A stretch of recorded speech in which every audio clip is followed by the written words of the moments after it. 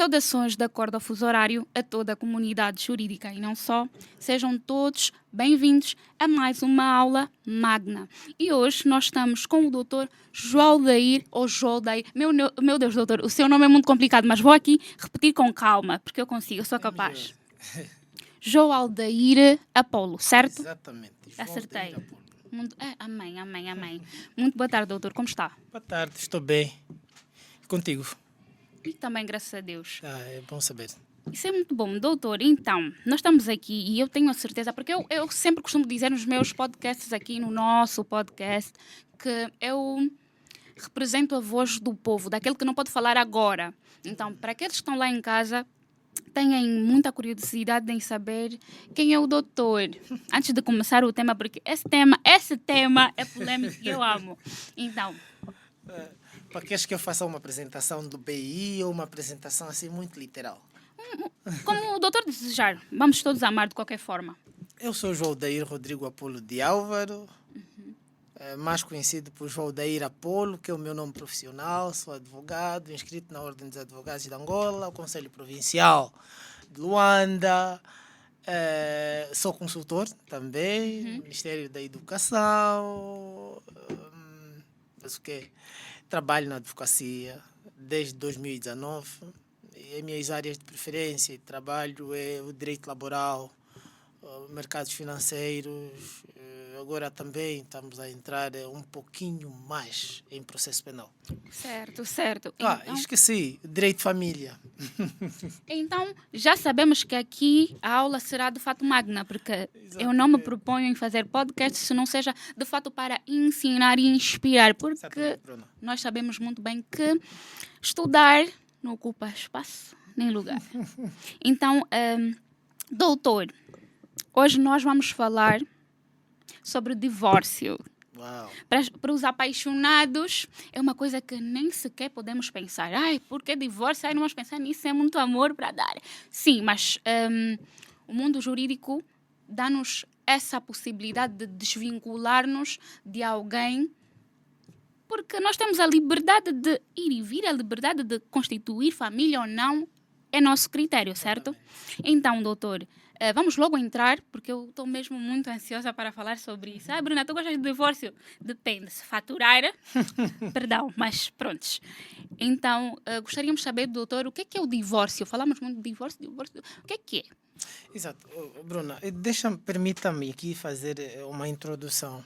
É muito normal e eu às vezes encontro pessoas muito céticas quando o assunto é divórcio, mas é muito normal nós, estudantes e a sociedade acadêmica no geral, abordar temas relacionados ao divórcio. Sim. Porque é um tema existente, é um tema atual, que muitas das situações que a sociedade hoje vive, no final do dia termina com a separação do casal. Também, permita-me, Bruna, antes de entrarmos taxativamente na questão do divórcio, para falar do divórcio, é importante chamarmos a colação aqui um tema que é indispensável para falar de divórcio, que é o casamento. E, nos termos da lei, do artigo 20 do Código de Família, diz o legislador que o casamento é a união entre duas pessoas, nesse caso, homem e mulher, certo, com finalidade de estabelecer uma relação de comunhão de vida. E a professora Maria do Carmo Medina vai mais distante no seu livro Direito de Família, publicado em 2013, a segunda edição, diz que essa comunhão de vida inclui a comunhão de mesa, de cama e habitação. Certo. Assim sendo, o casamento é a relação entre duas pessoas que vão ligar-se, que tem relevância para o direito. Sendo que, quando uma das partes se sentir que o seu direito está a ser violado ou que já não há a capacidade de coexistirem os dois, pode recorrer ao Estado para intervir nesta relação. Certo.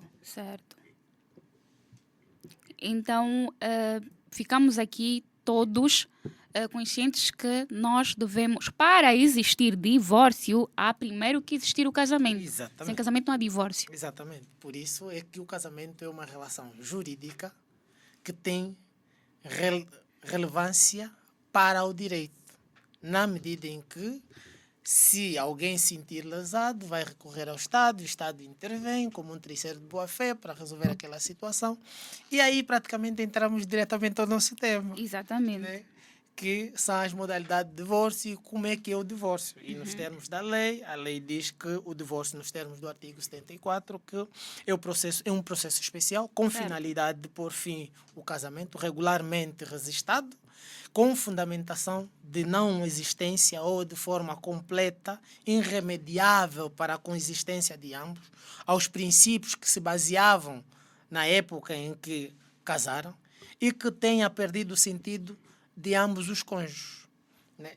Então, a lei permita que o divórcio seja feito ou por mútuo acordo das partes ou de forma litigiosa. Mas é importante dizer que as únicas modalidades que a lei dá para a extinção do casamento é ou por factos naturais, a morte, ou pelo divórcio. E depois no divórcio nós vamos encontrar essas duas modalidades, que é o por mútuo acordo ou litigioso. Certo. Então, só para desmistificar isso, doutor, para o pessoal lá de casa, então, se eu, por exemplo, Bruna, sou casada com João, por exemplo, e tivemos aí um desentendimento e eu decido, vou sair dessa casa, já não te aguento mais, eu já não quero mais olhar para a tua cara, pego nas minhas coisas, prontos.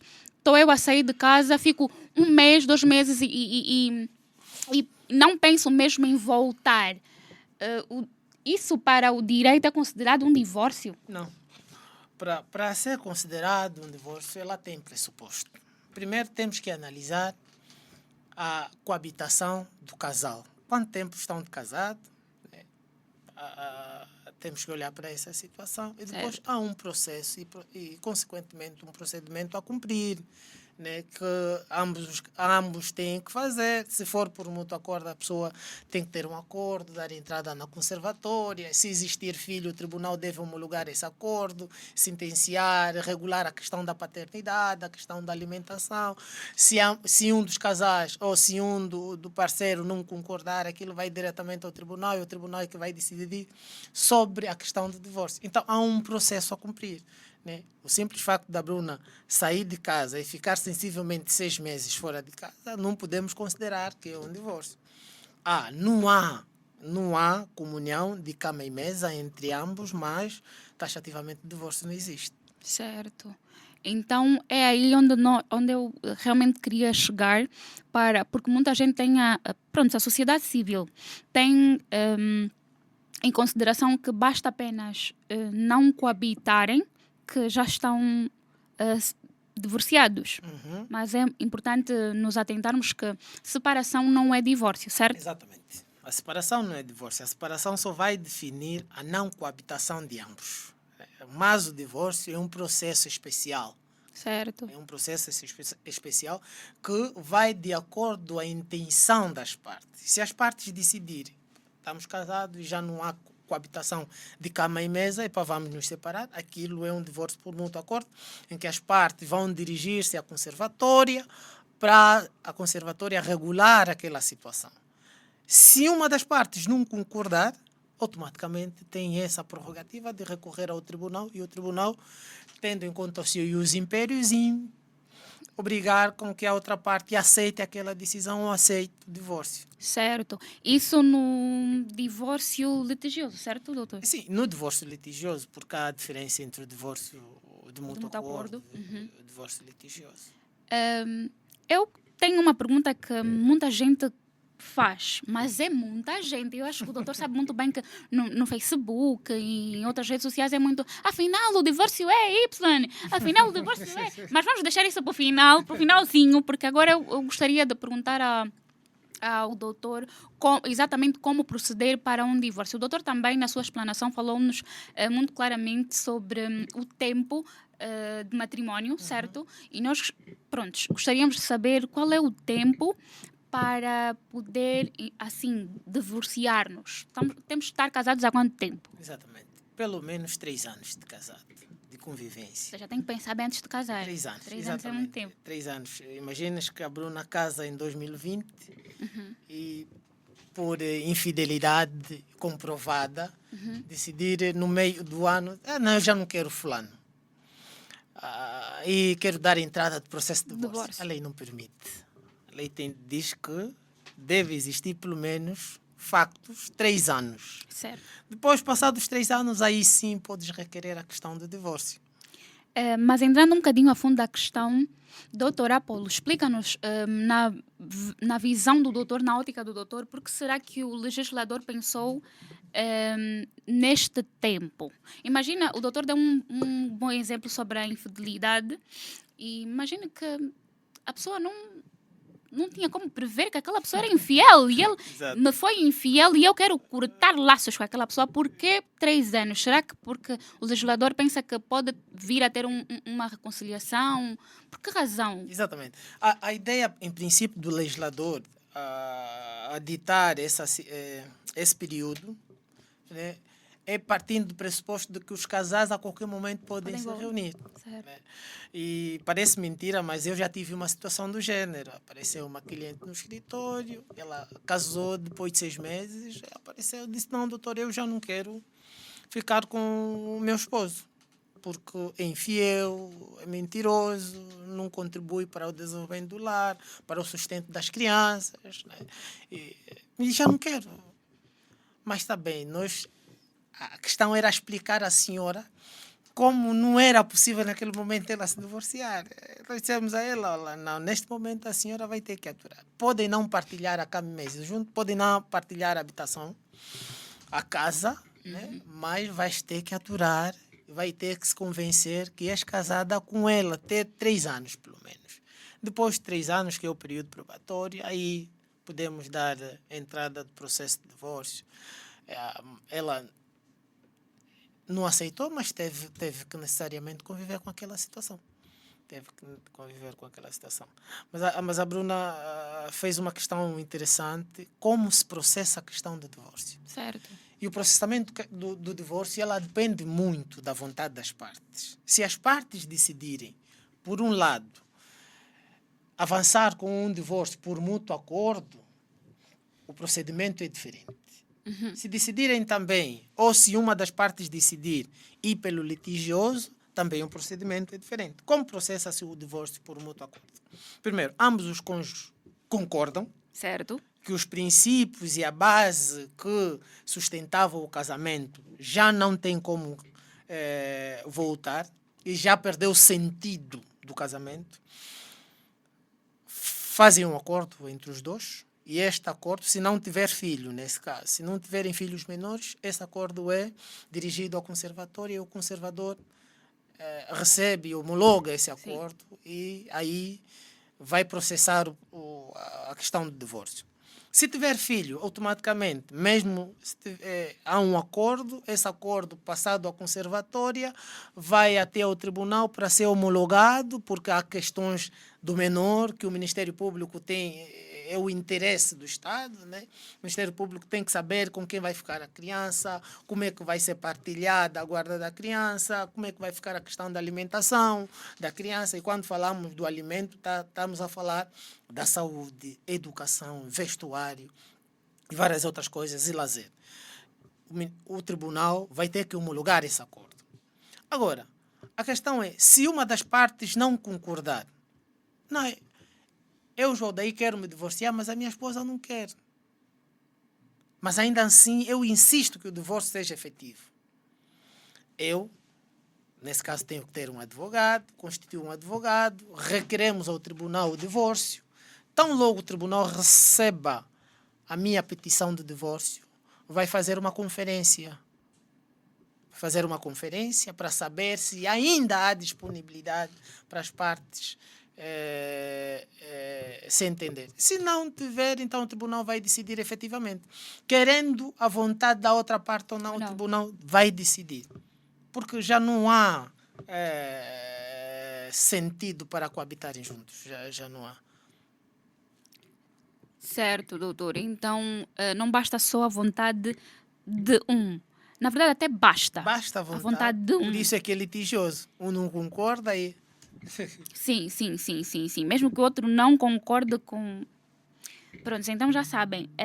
Mas, Bruna, deixa-me só dizer também, e Esteja à para vontade, o doutor. nosso pessoal que está em casa, Sim, a percepção que nós temos a ir em um tribunal não é só ir e dizer, olha, tribunal, eu quero me divorciar com a minha esposa, mas ela não quer. O certo. tribunal exige que deve haver fundamentos bastante que vão, no final do dia, fundamentar a decisão do divórcio. Exatamente. Deve haver, né, esse fundamento bastante. É exatamente essa pergunta que eu faria ao doutor. Sabemos nós que quem faz direito, quem exerce o direito, os advogados, os juízes, têm de ser não só estudantes de direito, porque o direito engloba muita coisa, engloba a sociedade em si. Então temos que saber um bocadinho sobre a sociedade, né? Exatamente. Temos de ser sociólogos, temos de ser psicólogos às vezes. Então eu gostaria de saber do doutor, sendo que o doutor trabalha na área e já teve casos relacionados, o que é que chega ao doutor mais vezes? Quais são as causas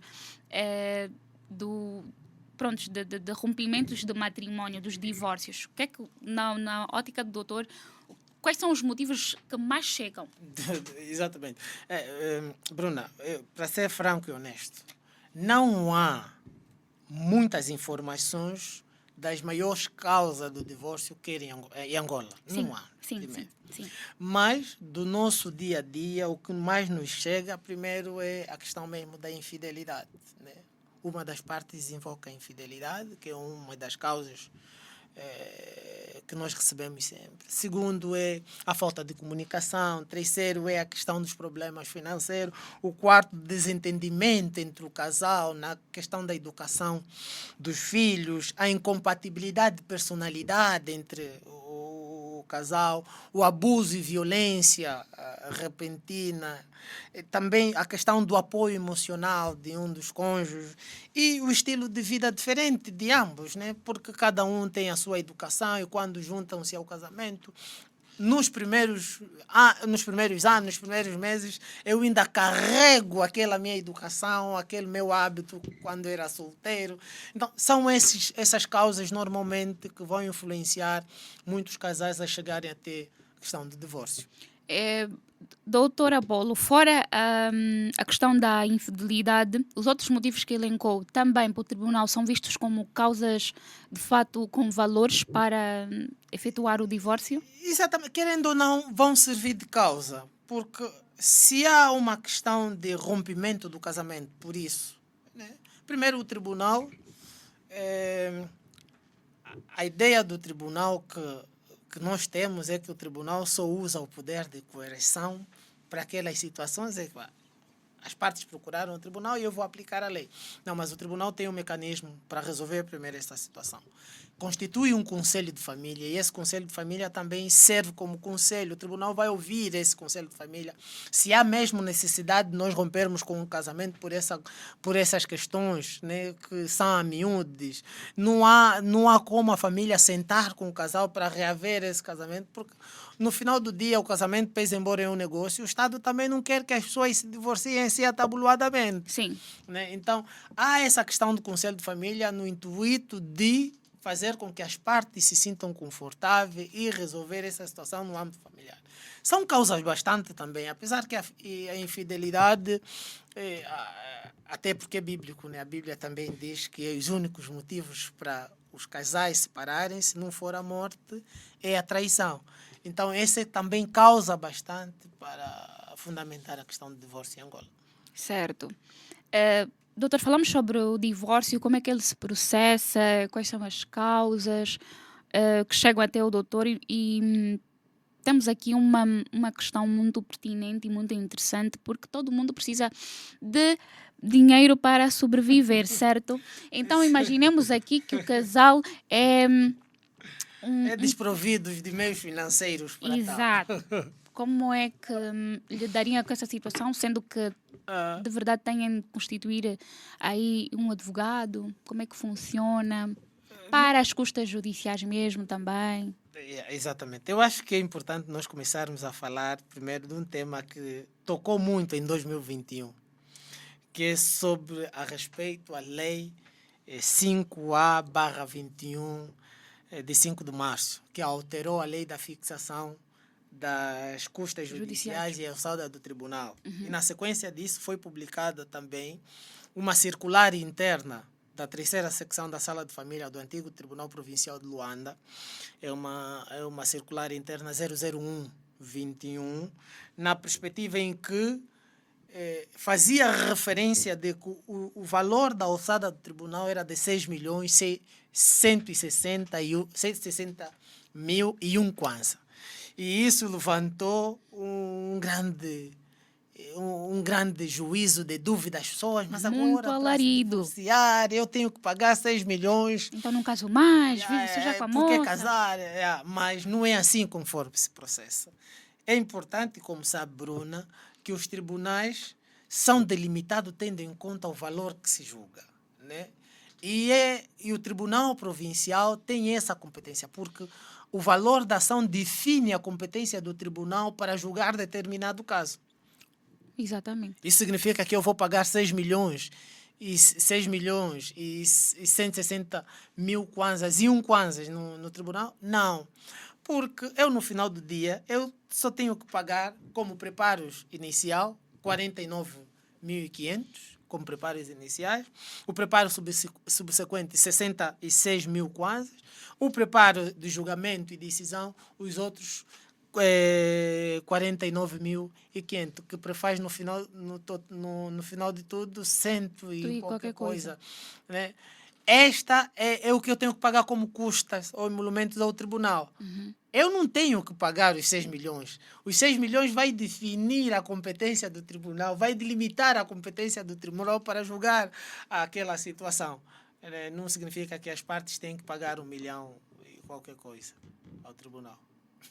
Muito obrigada, doutor. Porque agora já estão todos aí bem conscientes de que não precisamos pagar 6 milhões, mas também com isso não vamos casar mal. Atenção. Exatamente. Atenção. Porque depois dessa publicação sobredita, circulou vários comentários a nível das redes sociais. As pessoas ficaram em pânico. Até hoje, né? Para as pessoas que não são leigas na matéria, continuam em pânico. Mas como é que é possível? Eu casei, vou ter que, para me divorciar com alguém que traiu a minha confiança, vou ter que pagar 6 milhões ao tribunal. Por isso mesmo, o aconselhável é, nesses casos, procurar uma assistência judicial.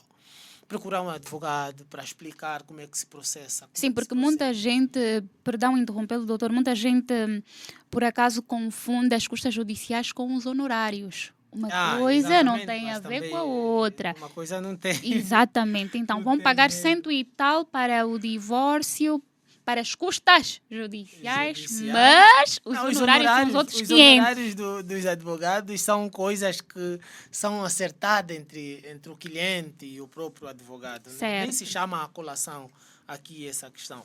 Primeiro, você tem que deixar claro, enquanto advogado ou cliente, que, não obstante da minha proposta de honorário a te apresentar no final do dia, você tem uma obrigação de pagamento de taxa e outras custas judiciais com o tribunal. E essas custas estão fora da questão do honorário, né?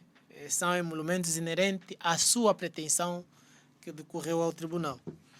Certo. E ainda na senda de bens, nós gostaríamos de saber do doutor como é que se processaria, qual é o impacto legal, né, que o divórcio teria sobre os bens do casal.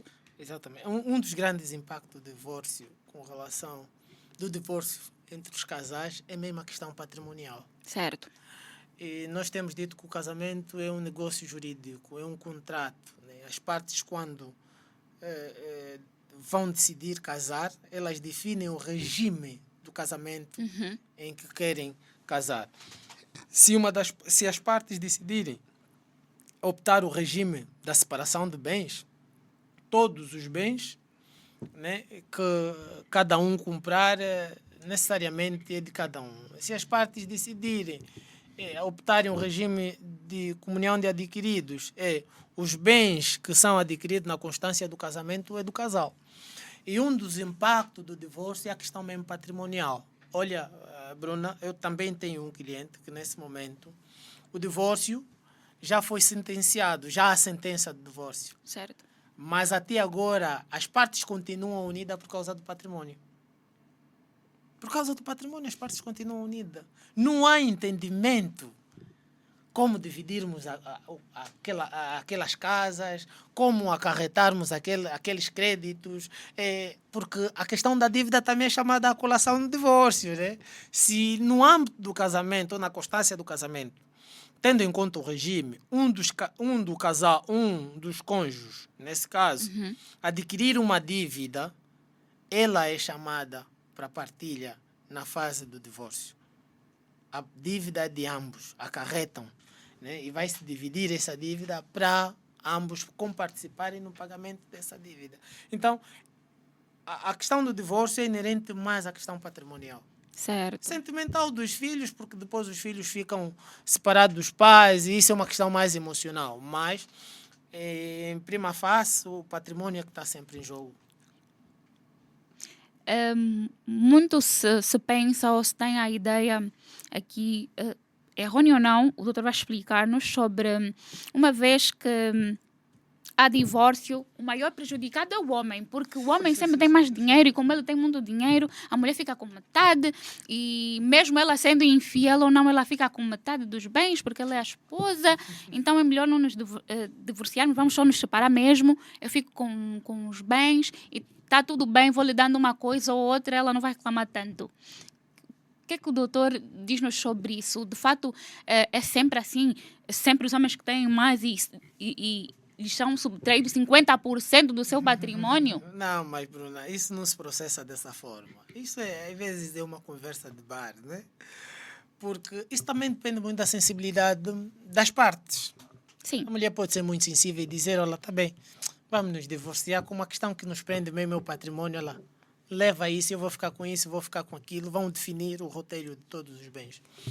Mas isso depende muito da sensibilidade de cada um. Nem sempre o homem está disponível a dispor dos bens, né, em detrimento às intenções da parceira. Não, sempre. Eu já acompanhei situações que o homem nem sequer trabalhava, não tinha patrimônio, mas na fase do casamento tiveram que dividir os bens 50-50. O meu cerne da questão era exatamente esta. Não é só o homem que é subtraído aí. No caso, tem muitas mulheres que também, tem no processo de divórcio... Exatamente. A mulher com mais condições financeiras e com mais patrimônios, né? Que na fase de divórcio o patrimônio todo é chamado a colação para a partilha e o homem leva taxativamente o que a mulher levar. Meu Deus, modernismo. Essa é a questão do divórcio, né? Mas isso não acontece e provavelmente depois vamos ter que tocar nesse tema com a questão da prestação de alimento, a prestação de alimento aos filhos, né? A prestação de alimento aos filhos acontece na medida em que aquele que tiver maior possibilidade financeira, né, que tenha esse dever ou essa obrigação de prestar alimento ao filho, até mesmo ao outro cônjuge. Imagines que eu, Jodair, no trabalho e estamos no processo de divórcio, eu não tenho como me sustentar. Então, a minha parceira é obrigada a me sustentar. Meu Deus, vamos cortar essa parte do podcast. Mas, brincadeiras à parte, de fato é uma ideia que a nossa sociedade tem. Não sei se digo um tabu, se estarei a errar, mas dizem sempre que o maior prejudicado em divórcios são os homens. Então, gostaria realmente de desmistificar. Por isso, falei com o doutor e perguntei-lhe sobre essas facetas também, porque acontece muito de mulheres também serem subtraídas, de mulheres também prestarem alimentos, certo? Exatamente. Certo. Nessa senda de prestação de alimentos, eu gostaria de saber do doutor como é que fica, sendo que o doutor já é sabido na matéria e atua sobre, gostaria de saber como é que normalmente funciona exatamente isso da guarda dos filhos. Fica só para a mulher é que fica com os filhos e o marido presta. Ao contrário, o doutor disse muito bem que quem tiver maiores condições presta alimento, certo? Até mesmo para o ex-cônjuge. Exatamente. E eu gostaria de saber como é que se processa essa... Bruna, hoje nós advogados temos lutado muito, e quando digo lutar não no sentido pejorativo, Sim. Temos debatido muito ao nível dos tribunais. O critério que o tribunal utiliza para a guarda dos filhos é o critério da condição financeira. aquele que tiver maiores condições financeiras, maior disponibilidade, é aquele que tem a guarda dos filhos. Certo. Mas o que temos notado é o quê? Que se o processo de prestação de alimento calhar com uma senhora, uma juíza, ela vai se encarnar no dever de mãe, vai se encarnar no dever de mãe, mesmo o pai tendo condições financeiras para alocar com todas as despesas dos filhos, e o pai pretende ter a guarda do filho, o tribunal não julga procedente essa pretensão do pai. Dá sempre a guarda na mãe. Certo. Né? E uma vez dando a guarda na mãe, o tribunal vai definir uma cota como prestação de alimento. Certo. Como é que é feita essa cota? Isso é tendo em conta o salário daquele com maior posição financeira. Sim. Né? E também depende muito da quantidade de filhos que tem. Se tiver 2 filhos, 3 filhos, o tribunal vai julgar 1/4 do salário, 2/4 do salário. Depois tem aquela matemática para saber quanto é que vai custar ou vai equivaler 2/4 do seu salário, tendo em conta o salário que ele tem. Processa-se mais dessa forma, né? Mas o critério que o tribunal deve necessariamente optar é o critério do indivíduo com maior posição financeira. Este é que deve ficar sempre com a guarda. É claro que depois vão dizer, não, mas ele tem condições financeiras, mas não tem tempo de ficar com os filhos. Aí sim, né? Se eu me sentir que, não obstante de eu ter condições financeiras, mas não tenho tempo para estudar com os filhos, para ter momento de lazer com os filhos, para acompanhar a questão educacional dos filhos, aí eu posso prescindir desse direito e dizer, olha, não, a guarda pode ficar com a mãe, mas essa guarda tem que ser regulada, né? E o tribunal, por isso é a questão da homologação desse acordo, porque o tribunal, no final do dia, vai saber como é que vai ficar a questão da guarda, como é que vai ficar a questão das visitas, como é que vai ficar a questão da prestação de alimento. E reitero que a prestação de alimento inclui a saúde, lazer, educação, a própria comida, o vestuário, como é que vai ficar. Tem que definir quem vai prestar esse auxílio, né? O quanto é que ele vai prestar por mês a essa mulher ou aquele homem para cuidar daqueles filhos. Certo.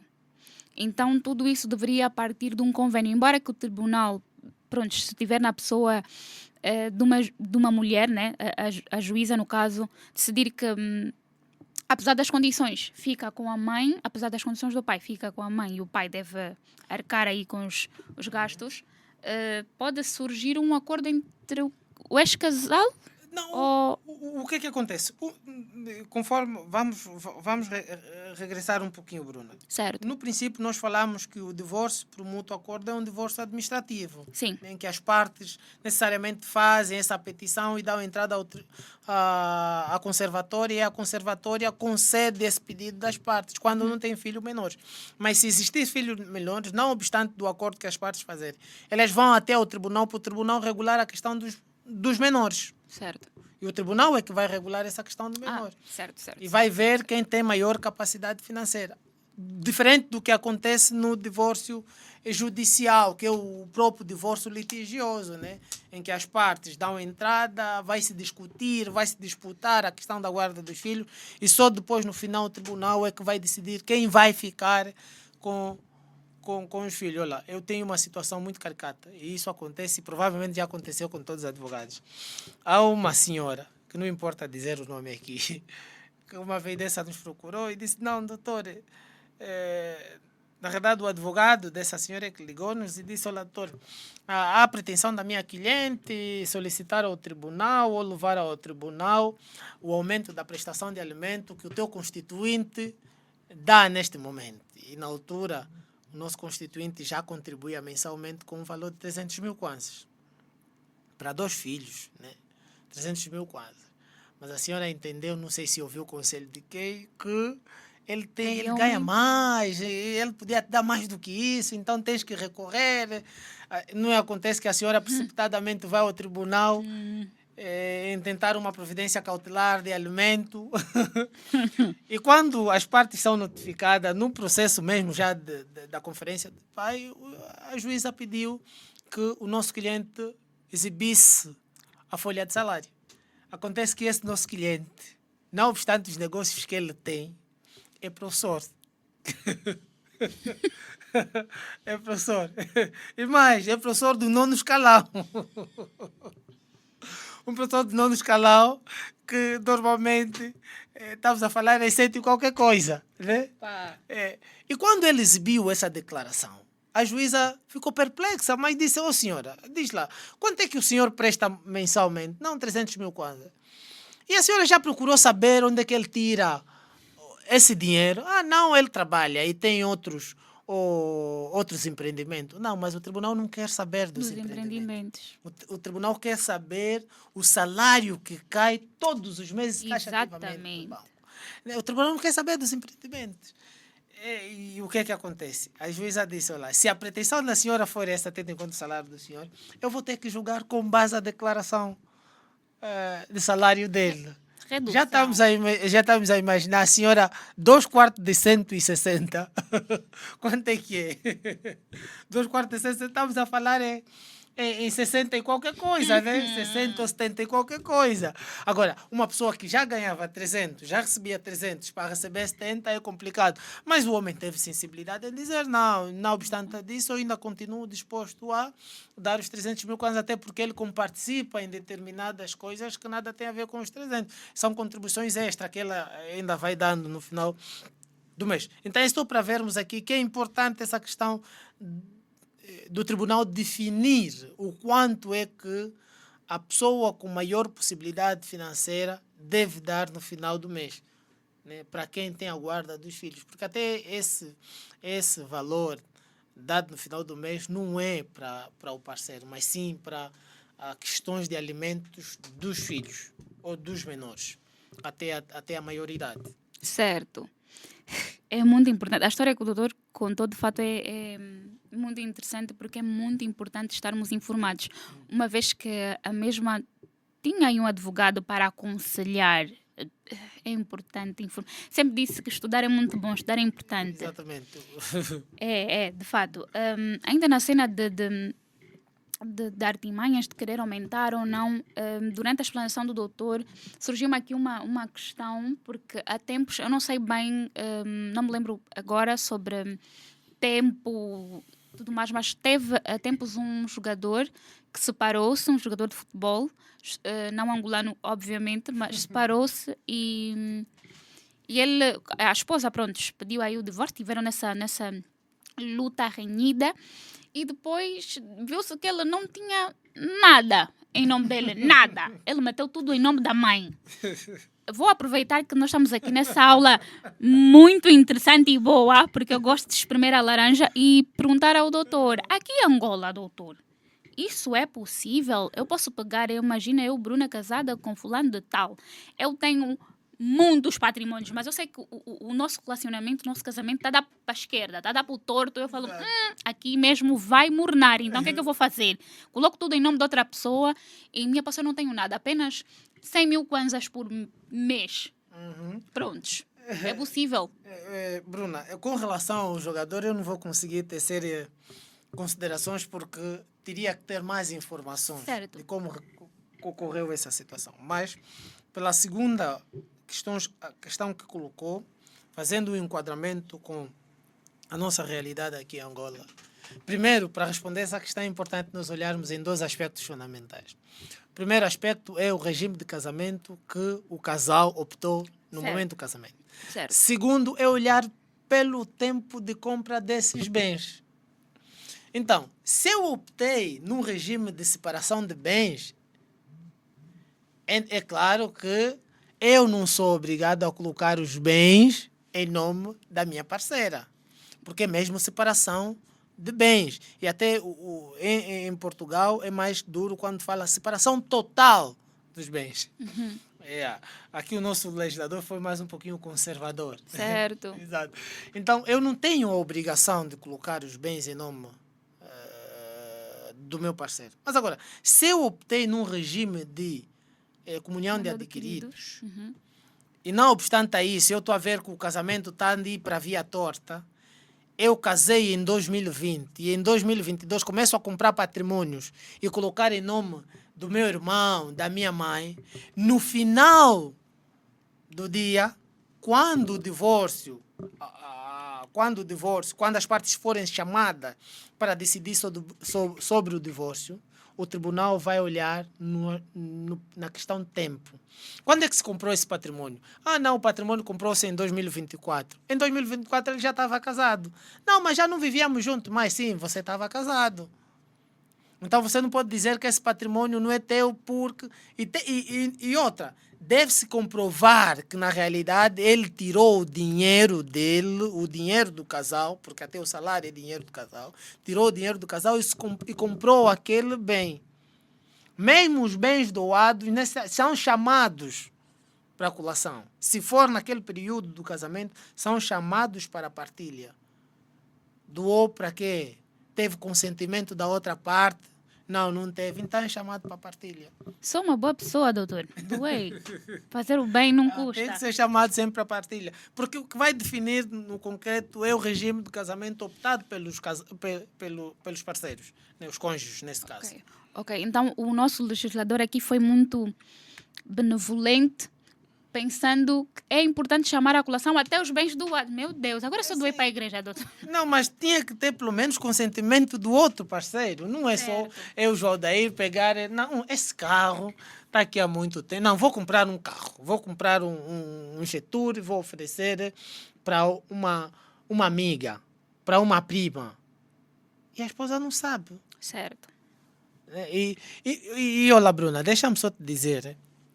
Há casais que já casaram há muito tempo e já estão separados de facto, não de iures, Sim.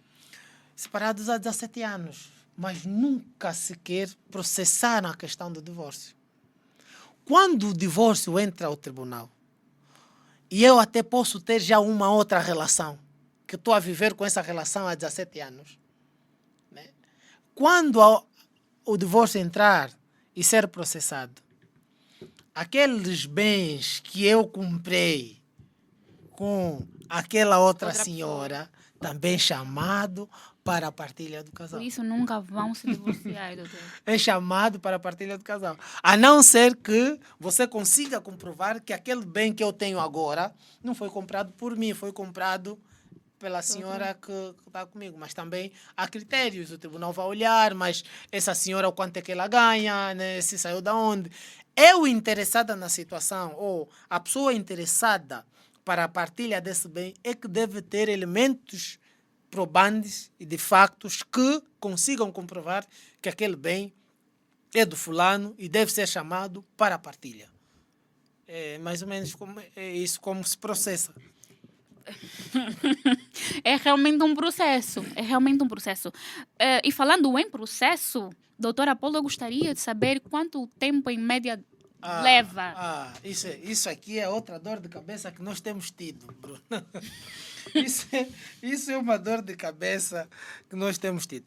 É só olhar para a questão mesmo da providência cautelar de alimento. Em regra, ela tinha que fazer no máximo, em resposta a 15 dias. O tribunal tinha que responder pelo menos em 15 dias, porque está inerente questões de menores. O tribunal tinha que se pronunciar 15, 3 meses, 6 meses, tinha que ter uma resposta. Mas aqui nós não conseguimos definir um tempo, porque é mesmo a questão logística do tribunal, a questão de operacionalização do tribunal, né?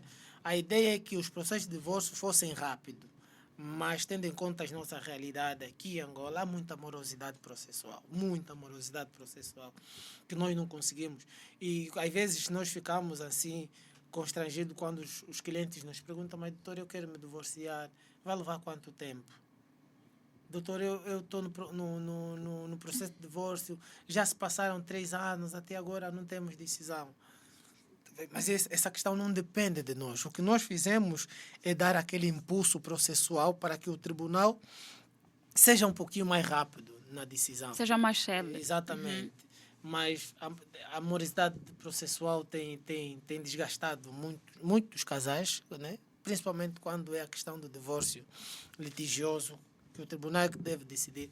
Por isso é que há casais, às vezes, que dão entrada do divórcio litigioso, porque uma das partes está relutante, não quer o divórcio, mas ainda assim dá entrada do processo de divórcio, mas depois chega lá mais em frente, o processo está a demorar muito, então eles vão convolar o processo para um processo de mútuo acordo.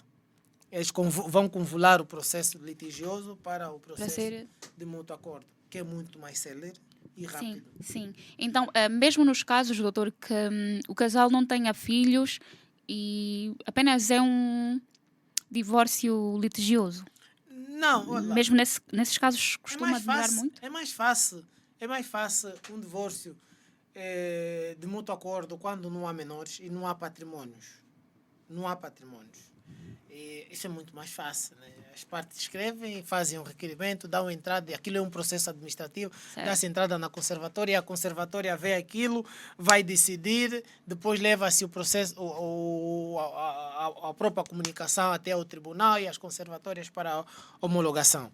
É mais fácil. Agora, quando tem menores, necessariamente deve-se passar para a homologação do tribunal. O tribunal decidir como é que vai ficar a questão dos menores, porque no final do dia, no final de tudo, o que o tribunal quer é salvaguardar os direitos daquele menor. Certo. E ainda falando melhor sobre processo, eu gostaria de saber da parte do doutor quais são os desafios enfrentados nos tribunais por parte dos advogados. O doutor falou-nos muito bem sobre a morosidade, né, para respostas, para despachos, e eu gostaria de saber, doutor, além deste, que já é muito estressante, acreditem, é mesmo muito estressante, quais são os outros desafios na ótica do doutor que... Prontos, não é uma crítica, mas pode, se quiserem. A minha câmera é esta, né? Esteja à vontade, doutor, brilhe. Exato. Não obstante disso que acabou de frisar agora, que é a questão da morosidade processual, nós temos uma outra situação que parece ser caricato, né? O dono da letra não está. Já houve um amigo meu que disse, olha, eu vou ter que escrever um artigo sobre isso. E fez-lo mesmo, fez-lo. E com o título, o dono da letra não está. E nós ficamos agastados, nós advogados. Nós, advogados, temos a prerrogativa, temos esse direito de consultar o processo a qualquer momento. Eu não posso ser limitado na consulta do processo a me dizer, eu vou lá na segunda-feira, me dizem que não, doutor, hoje não é dia para vir fazer consulta. Não pode. Mas é que isso está a se tornar regra. Não, doutor, vem amanhã porque o dono da letra não está. Está bem, mas ele não é dono. Mas ele não vai com o processo em casa. O processo fica no tribunal. Exatamente. Se ele não está a trabalhar naquele dia, o tribunal deve arranjar meios necessários ou pessoal disponível para responder àquela letra. Até porque ele não é o único a trabalhar naquela letra. Uma das causas é essa. A outra causa também é a questão mesmo econômica. Os tribunais nunca têm folhas. Os tribunais nunca têm tinteiros para imprimir guias, para imprimir notificação. Já aconteceu casos em que nós tivemos que levar folhas no tribunal ou resma de papel ao tribunal para ajudar o tribunal nessa situação. Sabemos que não é a nossa obrigação, mas é um dever do Estado. Mas, tendo em conta a aflição do cliente, nós tivemos que nos solidarizar com o tribunal, levar resma de papel para o tribunal, pelo menos imprimir uma notificação. N dificuldades são, e se nós citarmos aqui todas elas, não vamos terminar agora e vamos criar um outro debate. Mas as principais são essas. O dono da letra não está, a própria questão do juiz também chegar tarde nas audiências é uma grande dificuldade. Depois essa questão mesmo logística do tribunal, folha, tinteiro, o computador não está a funcionar. A energia vai. Exatamente. Vamos deixar por ali, e é exatamente sobre isso. De fato, nós ainda temos muito, digo nós, enquanto angolanos, enquanto atuantes de direito, nós ainda temos muito que melhorar. Certo, doutor? Exato, temos muito, temos. Nós temos um caminho para melhorarmos. É claro, também temos que ser justos e admitir que já houve melhoria. Sim. Porque antigamente era mais difícil, mas até aqui já houve melhoria. De dizer, eu gostei de estar essa semana quinta-feira no Tribunal de Comarca de Viana. Eu gostei de ver aquele Tribunal de Comarca de Viana muito limpo, os oficiais todos dedicados, respeitosos, receber as pessoas, até os polícias tiveram comportamentos, sim senhora, digno de batermos palma. Eu gostei de estar, então nós estamos a melhorar, estamos pouco, mas estamos a melhorar, né? E nós temos fé e fizemos crença de que mais em frente nós vamos ter tribunais mais competentes, com mais disponibilidade financeira e disponibilidade logística. Certo. Doutor, como tudo na vida, né, não é exatamente absoluto, então vou colocar aqui uma questão hipotética. Imagina que eu, Bruna, tenha contraído matrimônio, depois passou 3 anos, estou farta dessa pessoa, já não quero saber dessa pessoa para nada, vou ter com o doutora Paula, assim, já não quero mais o fulano, doutor, tá bem, vamos processar, e processou sair, então, o divórcio judicialmente. E depois eu penso, não, se calhar ele mesmo é o homem da minha vida, então tem como anular, há a possibilidade de anular uma vez que já se deu... Já tem decisão. Sim. Com a decisão já não tem como ser revogada. Já não tem. Decisão está feita, você tem a sentença do divórcio, né? O que te resta é vocês novamente se unirem e casarem novamente.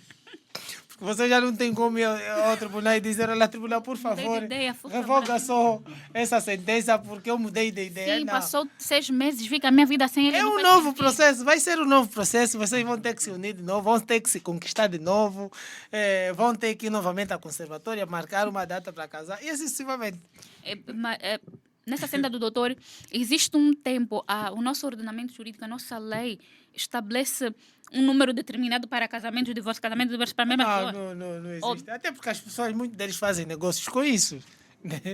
Não existe. Então existe. Eu posso casar, agora depois... É só você ter pachorra para aturares, né? Mas não existe uma cota definida para cada pessoa, quanto é que deve casar, quanto deve casar ou quanto deve se divorciar. Não. A pessoa é livre, né, desse sentimento que tem. Mas tem que ter a capacidade de lidar com esses sufixos. Né? É mais ou menos isso. Você pode se divorciar hoje e amanhã casar novamente. Então só tenho que ficar 3 anos casada. Esse é que é o problema para se divorciar. Mas a ideia não deve ser essa, ficar só 3 anos casado. Porque você depois tem que apresentar fundamentos necessários ao tribunal. Exatamente. Que vão levar o tribunal a decidir ou a conservatória a decidir sobre o divórcio. Então, prontos, né, doutor? Nós conhecemos senhoras, às vezes, que se envolvem com pessoas que têm maiores possibilidades financeiras só para a questão mesmo da prestação de alimento. Não ficam com o senhor, mas no final do mês ela tem sempre 300 mil daquele, 300 mil daquele. No final do dia você está a ver que ela criou um patrimônio. Exatamente, 1.200.000 na conta todos os meses. Exatamente, sem trabalhar, sem nada. Gerar filho é trabalho, doutor. Prontos. Eu gostaria que o doutor desse aqui... Eu sei que, prontos, a consultoria envolve cash, como os americanos falam, e é bom, todo mundo gosta, mas é um conselho assim muito solene, muito rápido, muito efêmero, assim, sutil, doutor. Para quem deseja não contrair matrimônio, porque sabemos que, prontos, primeiro tem que se apaixonar, depois tem que ir para uma conservatória, ver já todas as coisas ali. Não, mas para quem já passou esse processo e ficou cansado e agora quer desvincular-se, o que é que o doutor aconselha? Quais são os conselhos que o doutor daria para alguém que está a pensar nesta opção? Para alguém que está a pensar em se divorciar, o conselho é único. Procure um advogado. Esta é a pessoa mais abalizada para explicar as questões do divórcio e como se processa. Agora, para quem também quer casar, é importante que procure um advogado. Para entender. Porque este vai fazer entender a questão dos regimes, como é que se processa, quando é que você deve ser... quando é que você deve prestar alimento, como é que é a questão do teu salário, o patrimônio.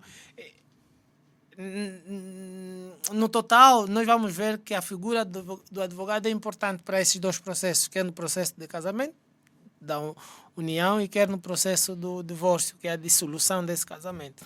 O advogado é sempre importante. Agora, se quiserem um conselho de advogado, isso, não vamos sair daqui agora, porque aí estaria a ser um conselheiro matrimonial e não é isso que nos traz aqui. O doutor estaria a discorrer sobre a matéria. Exato, mas a lógica é essa, procurar sempre um advogado, um jurista, um estudante de direito, alguém que entenda, pelo menos, sobre a matéria para esclarecer ou sanar algumas dúvidas. O doutor falou sobre... o doutor falou-nos agora sobre a comunhão de bens e todo esse processo, e surgiu-me aqui uma questão que eu deveria ter feito no início, mas lembrei-me agora. O doutor explicou-nos que existem duas, certo? Duas modalidades aqui. Ou a comunhão de adquirido, a separação de bens. Na falta de imaginemos que o casal não menciona qual é ali o regime que quer escolher. Vai o regime regra.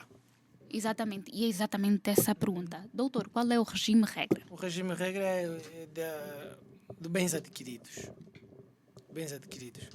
O conservador presume, se as partes não declararem, então o conservador presume que o casal optou o regime regra, que é de bens adquiridos. Porque muita gente contrai, e é leigo na matéria, não é muito entendido, contrai o matrimónio e por não mencionar esse regime, ele vai o regime regra de fato, mas depois quando vai saber bem, ele fica... Eu não quero compartilhar isso tudo com a pessoa. Eu não sabia, me enganaram. Por que vocês de direito são assim? Vocês são muito manipuladores, vocês são não sei o quê. Exato, mas o silêncio, o valor do silêncio para o direito dá mesmo essa ótica, né? Então, se eu não declarei, eu devo necessariamente usar o princípio da presunção. Exatamente. Que o fulano optou pelo regime regra, né? Ou no mínimo eu tinha que manifestar, né? Dizer que não, o nosso regime, porque na altura em que vocês estiverem a preencher os documentos, lá vem a opção de que regime aplicar, né? Então eu tenho que declarar. Se eu não declarar, então o procurador indubitavelmente aplica o regime regra. Assim, porque o nosso tempo não nos ajuda completamente, porque divórcio é um tema que de fato requer muita atenção e para muitos, estou a falar aqui para muitos, para não dizer para todos, é de fato muito interessante. Eu gostaria de saber do doutor, como advogado, qual é a técnica, não precisa falar aqui seus segredos, mas qual é a técnica que usa para ser menos desgastante para ambas as partes esse processo? Normalmente eu aconselho as partes a optarem pelo divórcio de mútuo acordo. É mais fácil, menos moroso. As partes não ficam desgastadas, porque é um processo administrativo, né? E principalmente naquelas situações em que não tem filhos menores, não tem patrimônios a ser partilhado, eu opto sempre. E a nossa diplomacia é essa persuasão, usar o magistério da persuasão e o magistério da influência para fazer com que o casal entenda que não adianta irmos pelo litigioso. Vamos para o mútuo acordo, porque até o direito diz que mais vale um bom acordo do que um mau acordo do que uma boa sentença. É mais fácil os acordos. Os acordos são mais rápidos, né? Podem levar aí 3, 6 meses, mas ainda assim é menos desgastante. Então é melhor mesmo ir pelas vias extrajudiciais. Exatamente. Certo. Mas, doutor, é possível aqui, imaginemos, estamos num divórcio litigioso, é possível.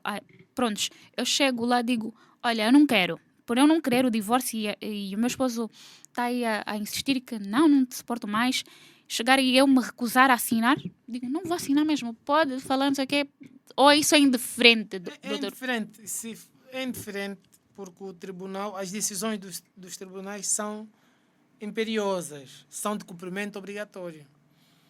Por mais que você não aceite assinar, por mais que você não aceite o divórcio, se eu tiver a sentença na mão e exibir essa sentença, é de cumprimento obrigatório. Certo, porque a ideia que se tem para muitos é que o divórcio até porque, só desculpe, sai... Bruna, porque até vontade, aquilo não é doutor. uma questão de assinatura. Aquele é um requerimento em que as partes... É uma ação especial que as partes dão entrada no tribunal e o tribunal só vai decidir tendo em conta a pretensão do requerente. Porque até a outra parte requerida tem um prazo para contestar o requerimento inicial do requerente. Sim. Se não contestar, aquilo é feito combinatório pleno, né? Tudo que o requerente invocou automaticamente considera-se verdadeiro. Se também contestar, e ainda assim o tribunal achar que a pretensão do requerente é aquele porque já não há motivos que levam ao reencontro do casamento, o tribunal vai decidir. Então você não tem como dizer que não vais acatar a decisão do tribunal, porque com aquela sentença, a exibição da sentença, vou à conservatória, averba-se o bilhete como divorciado e vou em todas outras instituições em que eu estou como casado e aquilo acabou. Certo. Muito obrigada pela explicação, doutor, porque de fato era importante falarmos sobre isso, porque a ideia que se tem, porque assistimos novelas, assistimos filmes, eu não vou assinar esse divórcio, tira aí o papel, fica assim, e fica por ali mesmo. Então era importante desmistificar e falarmos em palavras miúdas sobre esse assunto. Infelizmente, nosso tempo já esgotou. Infelizmente, eu acho que os podcasts deveriam ter 4 horas. Um fly podcast, por exemplo. Perdão. Pronto, passa a publicidade. Mas muito obrigada, doutor Apolo, pela explicação, pela aula magna. Graças a Deus foi uma aula magna. Por favor, peguem nas vossas canetas. Já pegaram, né? Ok. Escrevam nas vossas agendas. O doutor Apolo, no nosso podcast da FD Iuris, ele vai voltar, porque nós estamos aqui a deixar o convite estendido. Muito obrigada por essa explanação, porque de fato foi muito esclarecedora. Conseguimos espremer a laranja. E é isso, muito obrigada mais uma vez. Fica aqui o convite, o doutor vai aceitar, nós esperamos. Certo, doutor? Certo, Bruno. Na realidade, eu que agradeço pelo convite. Vocês já vêm desde muito tempo a me convidar, mas por indisponibilidade de agenda de minha parte, eu não tinha como ver, mas eu depois decidi, eu vou ter que falar com esses nossos camaradas e certo. Graças a Deus encontrei um tempo para vir aqui e partilhar convosco conhecimento e estou sempre disponível quando assim solicitarem. Eu serei um mero irmão sirineu para ajudar-vos a carregar essa cruz pesada que vocês carregam. Muito obrigada, amém, doutor, amém. Muito obrigada a vocês do outro lado também por terem ficado até aqui conosco. Nós esperamos por vocês numa outra oportunidade, que de certeza vocês estarão aí sentadinhos a escrever, a estudar, porque eu sempre falo aqui, vou repetir, Bruno, és muito repetitiva. Vou repetir. O conhecimento, o saber não ocupa espaço nem lugar. Por favor, eu vou agradecer mais uma vez a vocês. Eu vou pedir que deixem aqui nos comentários o que vocês quiserem que nós falemos. Por favor. Temas. Não me falem, Bruna, fala sobre o caso de não sei que bilhões. Esqueçam. Temas. Ok? Deixem aqui as vossas dúvidas que o doutor vem numa próxima oportunidade para esclarecê-las. E até lá, fiquem bem. Sigam-nos nas nossas redes sociais, por favor. No TikTok, no nosso canal do YouTube. Sigam em todas as redes sociais. Todas. Vocês estão a ver a FD Iuris? Sigam. Porque de certeza que vocês não se vão arrepender. Até lá, fiquem bem. Estudem. E para quem está a fazer exames, muito boa sorte, ok? Vocês que ainda estudam. Nós também estudamos. Tá bem? Até lá, fiquem bem. Beijinhos.